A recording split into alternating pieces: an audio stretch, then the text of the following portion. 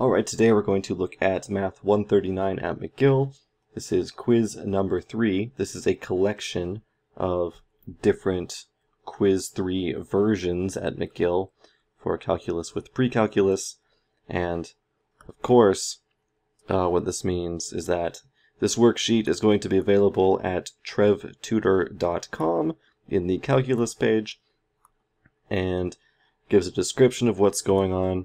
And we also included a grading scale this time for the average university, where 90% is an A+, and around 45% is a fail. Of course, some universities don't have D's, so you could cross that out and make it your new F if you want to. So there's 8 questions, 79 points. The original, or each individual quiz for quiz 3 was 35 points. So you can see this is a little bit over double. But let's get straight into this. I should mention this covers up to implicit and logarithmic differentiation, so if you haven't covered that yet, I would hold off trying this quiz until then. So question 1, assume a particle is moving along a horizontal straight line. Its position is marked as the origin, and its position after t seconds is given by this function. Now we want to determine all the moments when the particle stops moving. So this is the same thing as saying that the velocity is equal to 0. So let's find our velocity function. Well, velocity is found by taking the derivative of our position function. So let's do that. We will get 3t squared minus 12t plus 9. And we want to zero this. So 0 is equal to 3, and we're going to factor this out. So we get t squared minus 4t plus 3, which we can factor further as t minus 3, t minus 1. So the times are going to be at 1 and 3. Now we want to determine the moment when the acceleration of the particle becomes 0. Okay. So again, we just want a of t equal to 0 here. So we take the derivative of our velocity function. So we're going to get 6t minus 12, which we can factor easily into 6 times t minus 2.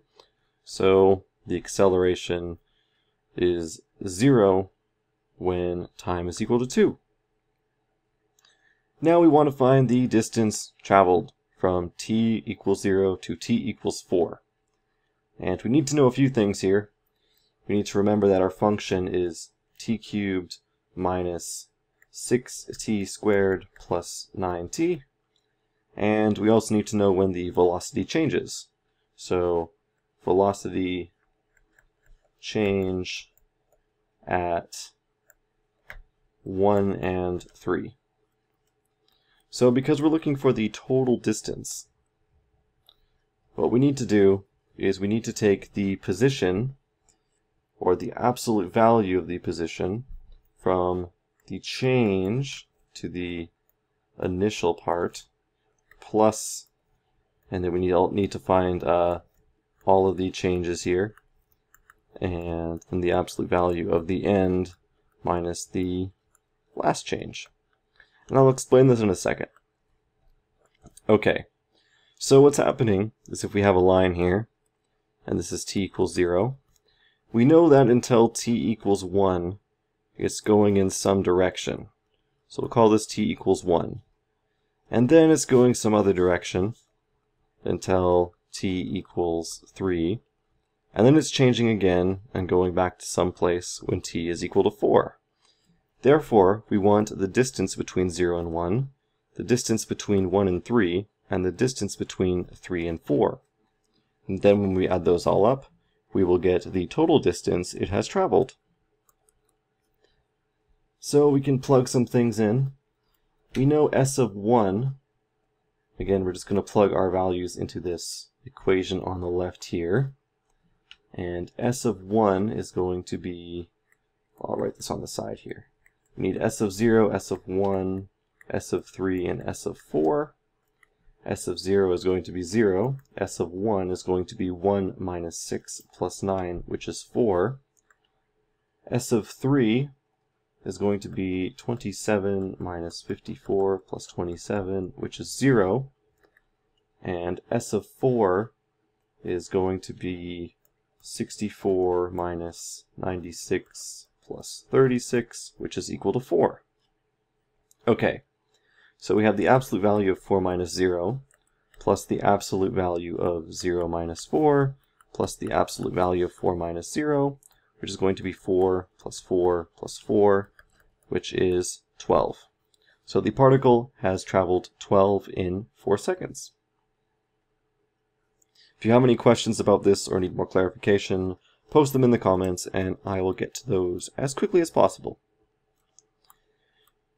Now, on a different version of the quiz, students were given this problem, which was the same question number and tested the same thing, but of course different sections have different quizzes just to make sure people don't cheat and give each other answers. So people who got this version of the quiz were definitely at a huge disadvantage because this is a lot more abstract and difficult to comprehend until you realize it's just asking the exact same thing.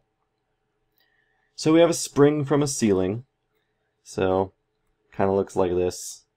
There's a little spring here, and there's a block at the end of it. So when this block is at equilibrium, which we're going to call O here, that means that the force of gravity, which obviously is down, is going to equal the force of the spring, which is going to be pushing upwards.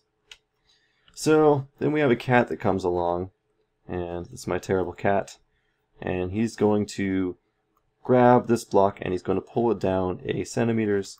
So now the block is at this position here, and he's going to let it go. And this is the function, S of t is equal to negative a times cos t, that represents that drawing. And if S of t is positive, that just means that we start up above here. Now this is a very interesting diagram that is completely irrelevant to the question because all you need to do is really look at the equation. But I guess a drawing and understanding is awesome. So we're given the maximum speed of the block is 10 centimeters per second, and we have to determine the value of a. So we know that cosine of t is going to be between 1 and negative 1. So what do we have to multiply this by to get it to be between negative 10 and 10? Well, we have to multiply it by 10. So we have 10 times cosine t will get us a maximum speed of 10. This means that a has to be 10. It can be plus or minus 10, but having a positive value is probably going to help a little bit more. Now we need to determine the position where the block is moving at max speed. Well, we know the max speed is 10, so the velocity needs to be 10. So here we go. Let's take the derivative of S of t. So we have negative a times cosine t. The derivative will be negative a times negative sine t. So the negatives will cancel, and we'll get a times sine of t. But of course a is just 10, so we have 10 sine t. So 10 times sine of t is equal to 10, so sine of t is equal to 1. Now when is sine of t equal to 1? Well, it's equal when t is pi or negative pi. But for the sake of this question, we'll work with pi. So we need to determine the position where the block is moving at maximum speed. So we need to check S of pi. Okay, so this is going to be equal to negative 10 times cosine of pi, which is just negative 10 times 0, which is equal to 0. So it's moving at maximum speed when it is at position 0. For question C, we need to determine all positions where the block stops moving. So we need to find v of t equal to 0. So what's going to happen here is we are going to plug in 0 is equal to 10 sine of t, and of course we know that we get a 0 value when t is equal to 0, since sine of 0 is 0. But we have to find all of the positions, which means that now we need to check out s of 0, which is going to be negative 10 times cosine of 0, which is going to be negative 10 times 1, which is negative 10. Good.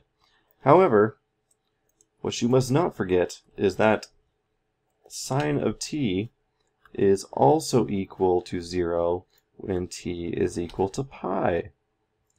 So now we also have to evaluate sine of pi, which is negative 10 times cosine of pi, which is negative 10 times negative 1, which is 10. So there are going to be two positions where the block is not moving. So that was question 2. Again, this diagram here makes it look like it is very difficult, when in reality it's really just working with the function. All of this stuff is flavor text. So although you should read it and you should be able to visualize it and understand it, if you don't know exactly what the question is asking, it could confuse you a lot and possibly lose you a lot of marks. So question 3, we're going to have 6 limit and derivative questions. You can use whatever method you like. I'm assuming if you know L'Hopital's rule, you could use it, but you don't need to. Okay, the first one, we have f of x is equal to arctan of 2 to the x. We need to determine f prime of 0. So first we'll find the derivative f prime of x. So arctan of 2x, well, we have 1 over, remember, arctan is this function here. So if we have tan of x, we get 1 over 1 plus x squared. I simply substituted this in that position. So we have 1 over 2 to the x squared plus 1. And by chain rule, we need to also multiply by the derivative of 2 to the x, which is going to be 2 to the x times ln of 2. Now, when we plug 0 into all of our x's here, we're going to get 1 over 1 plus 1 multiplied by 1 times ln of 2, which is equal to ln of 2 over 2. So that wasn't too bad. The only thing you need to really know is the derivative of arctan of x, and you need to know the derivative of 2 to the x. Question B, we have limit as x goes to 0 of tan of 3x over sine of 5x. Well, this should not be too bad. Let's expand this a little bit. So we have sine of 3x times,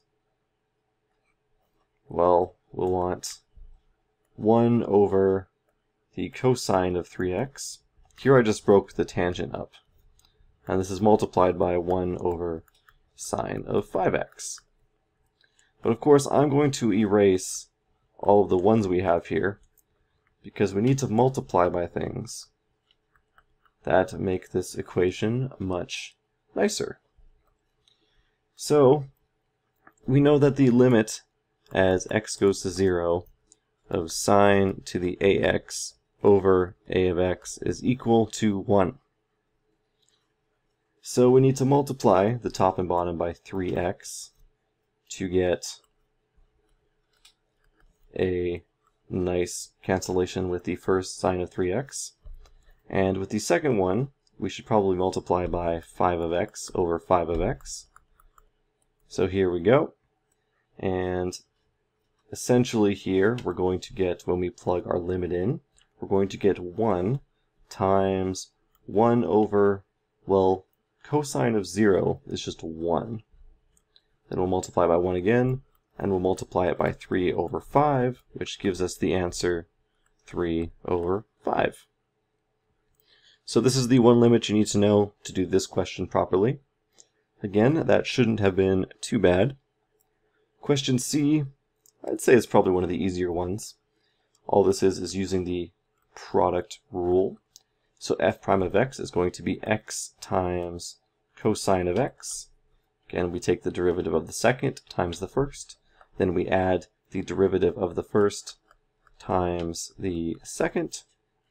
And now we'll plug 0 in here. So we're going to get 0, because we have 0 times something is always 0. Then we're going to add 1 times sine of 0, which is 0. So this whole answer is just going to be 0. Question D, we have another lovely limit here that works the same way as the previous one. So we're going to break up the top and bottom. So we're going to say this is the limit as x goes to 0 of x over sine of 3x times x over sine of 3x.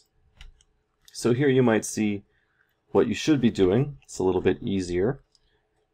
Well, we're going to multiply the first one by 3 over 3. And then we need to multiply the second one by 3 over 3.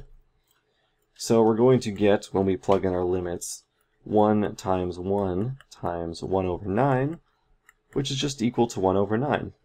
Again, we're trying to get these numbers to equal the same, so we essentially multiply by 1 by multiplying the top and the bottom by the same number, but I am just collecting the excess numbers we have over here on the right. Question E, another one of these fun derivative questions.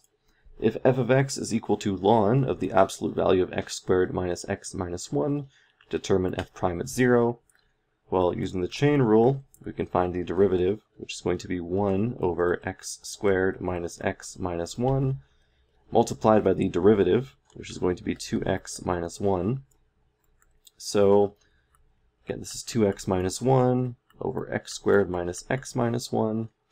Now we want to take the value at 0, so we're going to end up with negative 1 over negative 1, which is just equal to 1. Again, not too bad.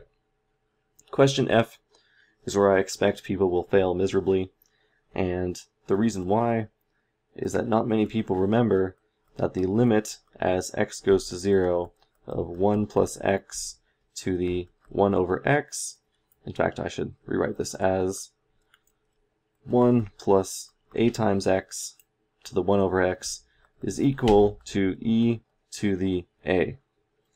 So all we have here is that this a is equal to 3, so we get that this limit is going to equal e to the 3. And if you know that formula, you're set. If not, what you could use is you could, well, this is a limit. So if you didn't use this, you could probably just use L'Hopital's rule. You could make it so it is a product of one over the other. But honestly, this formula is going to be your best bet. In fact, if you haven't memorized this yet, you probably really want to memorize this limit, because this is one of the trickier ones, and I'm actually really surprised that he put this one on such a test and not a derivative. To have a limit like this, not a derivative, is astounding, really. But anyways, hopefully you got like 10 out of 12 in that section. I don't expect pretty much anyone to get that right. I think it's a little bit ridiculous he put it on there, but whatever. Question 4. We have a couple definition of a derivative questions here. So of course we want the limit as h goes to 0 of f of x plus h minus f of x all over h. So let's plug in some functions here. F of x plus h is 1 over x plus h minus 1 over x all over h.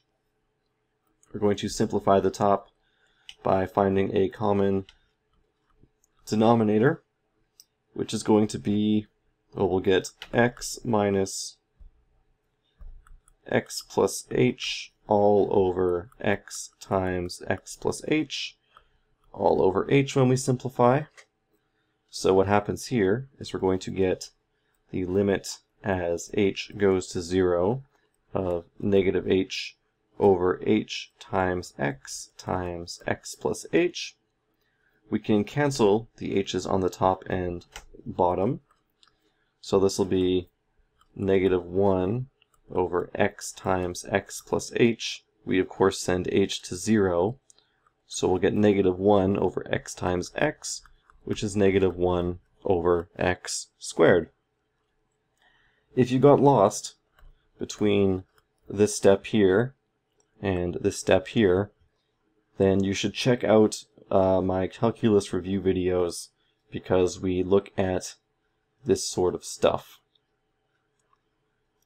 If you cannot remember how to simplify the fractions, let's say you have 1 over x plus 1 over x squared, the common denominator is going to be x squared. So you multiply the top and bottom of each term by x squared over x squared, and you put them together and you'll get a nice result. But again, that is not for this video.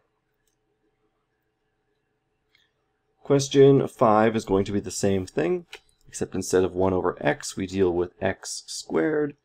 So we want f of x plus h. So this will be x plus h squared minus x squared all over h, which is going to be the limit as h goes to 0 of x squared plus 2xh plus h squared minus x squared all over h.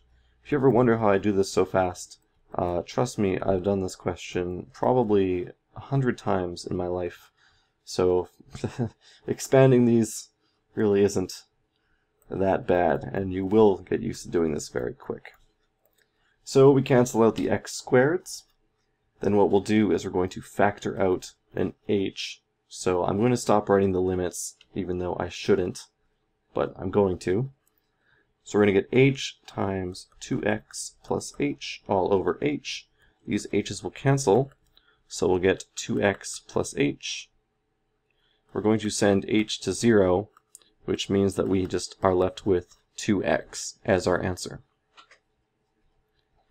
So again, these questions should be fairly easy if you remember your definition of a derivative. In fact, I would say there are definitely much harder questions you could get on an exam than these. Here's where we're going to use logarithmic differentiation. We want to evaluate f prime of x. So first we set y equal to our function, tan x to the ln x. And now we raise both sides, or we multiply both sides by ln. We take the ln of both sides. So we get ln of tan x to the ln x. Using some logarithm rules, we can rewrite this as ln x times ln of tan x. And now we need to take the derivative of both sides. So with ln y, we're going to get 1 over y times dy dx. This is almost implicit differentiation at this point. In fact, it pretty much is. Equals, well, we need to take the derivative of the right side now. So we take the derivative of the first times the second, then we add the first times the derivative of the second, which is going to be 1 over tan x multiplied by secant squared x. So now we want to isolate dy dx. So we have dy dx is going to equal y times, well, let's simplify this a bit, ln of tan x over x plus ln x secant squared x over tan x. And we say, what was our original y? Well, our original y was just the tan x to the ln x, which you can see here. So, and then this is multiplied all by the ln of tan of x over x plus ln x secant squared x over tan of x. And that was the whole question. This next question is going to be very similar. We have ln x to the x, so I'm going to skip one step. We have ln of y is going to equal x to the ln of x. So of course I set y equals to ln x to the x. I took the ln on both sides, and then I took the exponent on ln of x, and I brought it down. Let's take the derivative of both sides.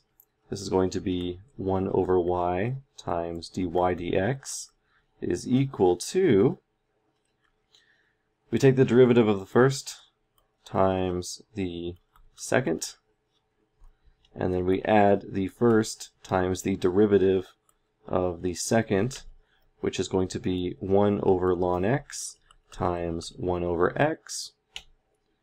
So this function is going to be, after we isolate dy dx, is going to be y times ln of x plus, we're going to have x times 1 over ln x times 1 over x, so this will simplify to 1 over ln of x, and of course we just plug in our y is equal to ln x to the x, and this is just multiplied by everything we had before. So ln of x plus 1 over ln of x. Again, it looks kind of messy, but if it looks messy and you're using logarithmic differentiation, you are doing it right. If it looks clean and nice, you might be very lucky with your question, but you're probably wrong. Question 8, this is the final question. We're going to use implicit differentiation to evaluate f prime of x. There's one reason I don't like this quiz, and the reason is that they're telling you to use logarithmic and implicit differentiation on each question, which shouldn't be necessary. It should be obvious what to do, but I mean, it's a quiz, not a midterm, so here we go. Implicit differentiation. So we take the derivative of y squared. So we have 2 to the y times dy dx is equal to the derivative of the right, which is 3x squared plus 6x. So we isolate dy dx, so we get 3x squared plus 6x over 2y. And this is worth 10 points right there. That is 10 out of your 17, these two steps. That is it. The second part, we have to find all of the points where there is a horizontal asymptote, or sorry, horizontal tangent lines. And this is only worth 7 points. So essentially we want 0 is equal to 3x squared plus 6x over 2y. Well, we can factor this a little bit. 3x times x plus 2 over 2y. So we take x is equal to 0 and x is equal to negative 2. And we say, okay, if x is equal to 0, then we go back to our original equation up here. If x is 0, then we have y is equal to 0. And if x is negative 2, we get negative 8 plus. Okay, so if x is equal to negative 2, I'll write this out here. So y squared is going to be negative 8 plus 12. So this is going to be 4. So y squared is equal to 4, which means y is plus or minus 2. So the points are going to be 0, 0, negative 2, 2, and -2, -2. So now what we should do is we should check to see if all of these are allowed. So let's take the point 0, 0 and plug it into our derivative function here. Well, if we plug in 0, 0, we get a 0 on the top and a 0 on the bottom, and that limit does not exist, therefore we have to reject 0, 0. If we plug in -2, 2, we're okay. And if we plug in -2, -2, we're okay. So these are going to be the points that have a horizontal tangent, which of course is to say that the f prime of x is equal to 0 at those points. So that was the quiz here. I'm going to give you some average scores, obviously, that you should be aiming for if you want a good mark based on the difficulty of the question. Of course, question 1 should be very easy. That should be 7. Honestly, the second question is very tricky, and I would assume that the average student would probably get 2 out of 7 on that. The third question, there was the one tricky one, which was the last limit, that was e cubed. So you should have got all of those but that one. Question 4 and 5 were the definition of the derivative. I would hope you could get perfect scores on those. Questions 6 and 7 were both logarithmic differentiation questions. I would hope at least you got part of it right and were able to multiply by y on both sides. So at least say like an 8 for both of those. And you should have got a guaranteed 10 out of 17 on the implicit differentiation problem. The only thing you would have got wrong probably is rejecting the point when x is equal to 0. So you probably would have got -3 marks for that. So probably 14 out of 17. So I would hope you could get 19, 25, 31, 39. This is 53, 61 out of 79, which corresponds to a B+ again. So of course, realistically, your average is going to be a C+, but hopefully if you're watching these videos and doing practice questions, you should be able to score around the B+ range. Of course, the A+ is what you should all be aiming for, because A+'s are great, and if you get one in a math course at university, you are doing extremely well. Like, extremely well. If you are even in the A- B+ range, you have a good grasp of the material in your course. And I'm going to say that again. If you're a B+ student, you know it very well. The reason you don't have an A+ is because you know it very well, and you cannot think outside the box, and you have not played with things, and you don't know the theory super well. But if you know the applications well, a B+, yeah, that's where you belong. So that was quiz 3.